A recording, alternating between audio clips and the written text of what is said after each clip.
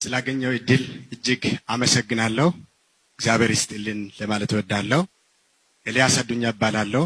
የመጣሁት ከሰባተኛ ቀን አድቬንቲስት ቤተክርስቲያን ነው።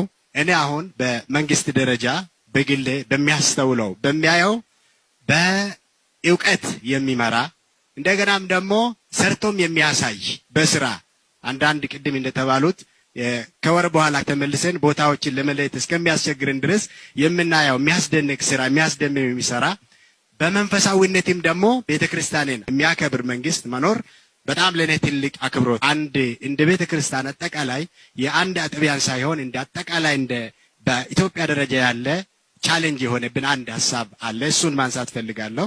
እኛ ሰባተኛ ቀን አድቬንቲስት ቤተክርስቲያን ነን። ሰባተኛ ቀን ማለት ከሰንበት ጋር የሚያያዝ ነው እና 6 ቀን ስራ ተግባሪን ፈጽም፣ ሰባተኛ ቀን ግን እግዚአብሔር ሰንበት ነው የሚል በቃሉ አለና ሰባተኛ ቀንን እናከብራለን። ከዚህ ጋር ተያይዞ በቅርብ ጊዜ የመጣ በህግ ደረጃ የወጣ ቅዳሜ እንደ ስራ ቀን ተቆጥሮ ማንም ሰው በቅዳሜ ቀን ወደ ስራ በገበታው ላይ መገኘት እንዳለበት ኦሬዲ በህግ የወረደ አለና ይሄ በምእመኖቻችን እንደ ተቋምም አንድ ትልቅ ቻሌንጅ ሆኖ መጥቷል ማለት ነውና በእኛ ደረጃ እየጸለይንበት ነው።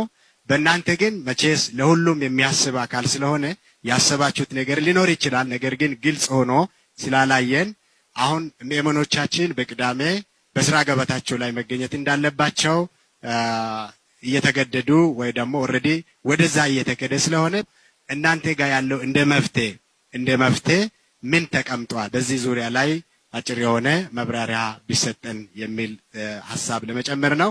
እግዚአብሔር ይስጥልን። አመሰግናለሁ። ክብርት ከንቲባ